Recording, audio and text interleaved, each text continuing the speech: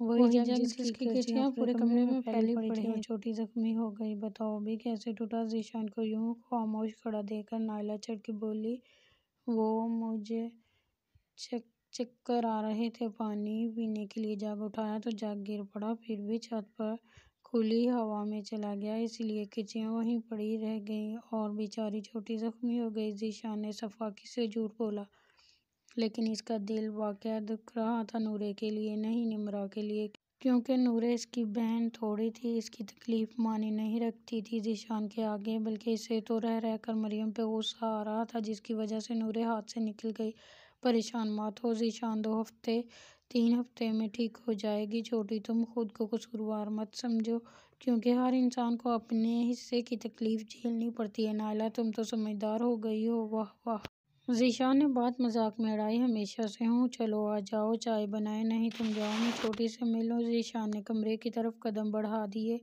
Doctor صاحب اس کو ہوش کیوں نہیں آ رہا؟ کیا ہوا ہے میری بچی کو؟ صالحہ نے روتے ہوئے کہا۔ حوصلہ کرو صالحہ، ڈاکٹر صاحب کو چیک اپ کرنے دو اور دعا کرو سب خیر ہو۔ رافع صاحب نے آہستہ آواز میں بیوی کو سمجھایا۔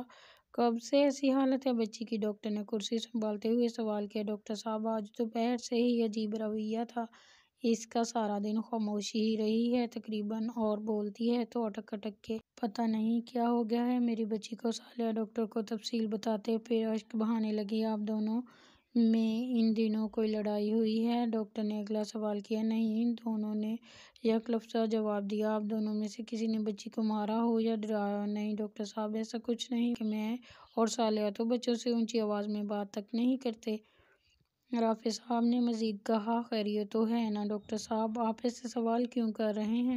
صالحہ پریشان ہوئی۔ دیکھیے رافع صاحب، آپ کی بچی کی جو حالت ہے دیکھ کے لگتا ہے جیسے آپ کی بچی کو کوئی صدمہ پہنچا ہے۔ صدمہ؟ صالحہ اور رافع حیران پریشان یک زبان بولے۔ جی صدمہ، جیسے کسی نے بچی کو ذہنی مار ماری ہو۔ آپ کی بچی کا نروس بریک ڈاؤن بھی ہو سکتا تھا، لیکن خدا کا شکر کریں کہ اللہ نے بڑا کرم کیا۔ ڈاکٹر نے تفصیلی حالات سے آگاہ کیا، جس سے صالحہ کے رونے میں اضافہ ہو گیا اور رافع صاحب کی بھی آنکھیں بھیگ گئیں۔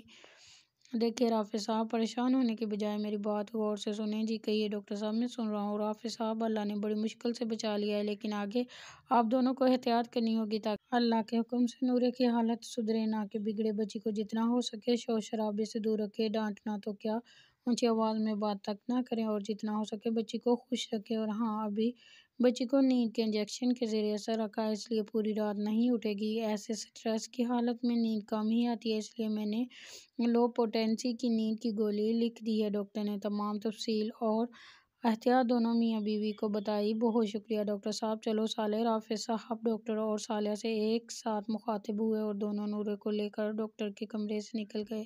رات کے تقریباً 11 بجے رافع اور صالح نورے کو گھر لے کے آئے۔ کیسی ہے میری بچی؟ نورے کو رافع کی گود میں دیکھ کر نگار بیگم دوڑتی ہوئی آئیں۔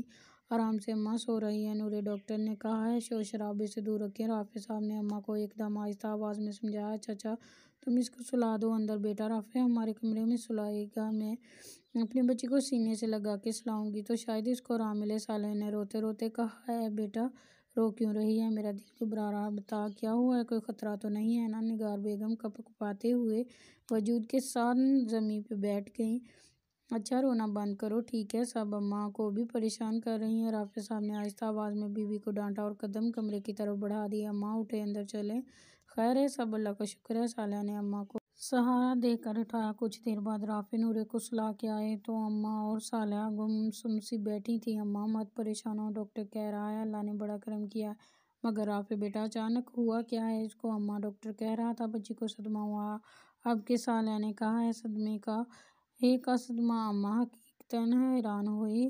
خدا جانے اماں، میری آنکھوں کی ٹھنڈک، میری نورے کس اذیت سے گزر رہی ہے اماں، میرا دل کٹ رہا ہے۔ ڈاکٹر کی باتیں سن سن کے کمرے میں موجود تینوں فریق کی آنکھیں اشک بار ہو گئی تھیں۔ تبھی رافع صاحب نے بات کا رخ موڑا۔ اچھا صالحہ، آج تم بیڈ پہ نورے اور بقا کے ساتھ سو جاؤ، میں اماں کے کمرے میں سو جاتا ہوں۔ صالحہ نے اس بات میں سر ہلایا۔ اور ہاں، کل فرحت بھابی کے گھر نمرہ کا پتہ لینے جانا تو نورے کے ساتھ لے جانا، نمرہ سے کافی دوستی ہے، نورے کی دل بہل جائے گا دونوں کا، رافع صاحب نے بات جاری رکھتے ہوئے کہا تو اماں کی بیزار سی آواز آئی۔ کوئی ضرورت نہیں نورے کے وہاں جانے کی، آج بھی جب سے انہی کے گھر سے آئی ہے میری بچی مرجھائی ہوئی ہے۔ اماں کی بات سننے کی صالحہ کا دماغ بھی جاگا، کیونکہ حقیقت حقیقت ہی یہی تھی، لیکن اماں رافع صاحب نے کچھ کہنا چاہا لیکن کچھ نہیں۔ رافع میری نورے اب وہاں نہیں جائے گی، اماں نے حکم سنایا تو دونوں میاں بیوی خاموش رہے۔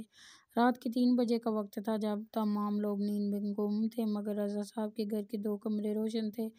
ایک کمرہ تھا ذیشان کا جو نفس کے ہاتھوں کٹھ پتلی بنا ہوا تھا اور گناہ کے دلدل میں دھنسا جا رہا تھا، اس بات سے بے خبر کہ بے شک اس وقت وہ ظاہری طور پر تنہا تھا، کوئی ضرور ذیشان کے اس عمل کی گواہی دینے والا نہ تھا جس کو نظر کا زنا کہا جاتا ہے، جو گناہ کبیرہ کے زمرے میں آتا ہے۔ بے شک کوئی نہیں تھا ذیشان کے اس کی گواہی دینے والا، مگر وہ رب تو ہے نا، وہ رب جو شہرگ سے بھی قریب بستا ہے، مگر گناہ کرنے والا اس بات کو جانتے بوجھتے نظر انداز کرتا ہے۔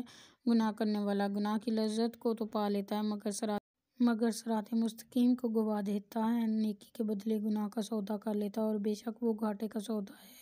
جیسا کہ اللہ پاک نے قرآن پاک میں واضح الفاظ میں فرمایا ہے، یہ وہ لوگ ہیں جنہوں نے گمراہی کو ہدایت کے بدلے میں خرید لیا، پس نہ تو ان کی تجارت نے ان کو کوئی فائدہ پہنچایا اور نہ ہی یہ ہدایت والے ہوئے۔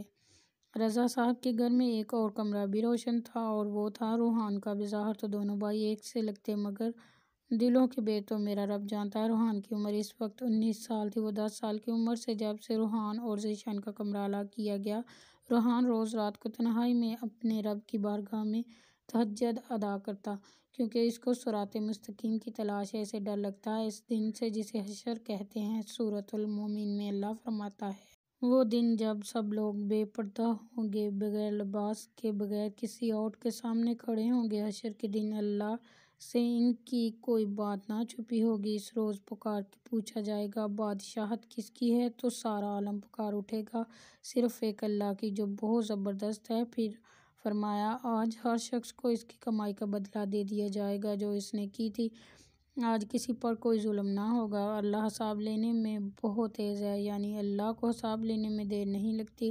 اور اسی وقت میں ذیشان جانتے بوجھتے اچھے برے کی سمجھ رکھتے ہوئے اپنے لیے دنیا و آخرت کو تنگ کر رہا ہوتا ہے، ایسے لوگوں کو اللہ نے سورۃ الفاتحہ میں مغضوب علیہم کا نام دیا ہے، یعنی وہ لوگ جو علم پانے کے بعد گمراہ ہوتے ہیں۔ بے شک یہ اس رب کی عطا ہے، جس کو چاہے ہدایت بخش دے اور جس کو چاہے گمراہی کے اندھیروں میں بھٹکا دے۔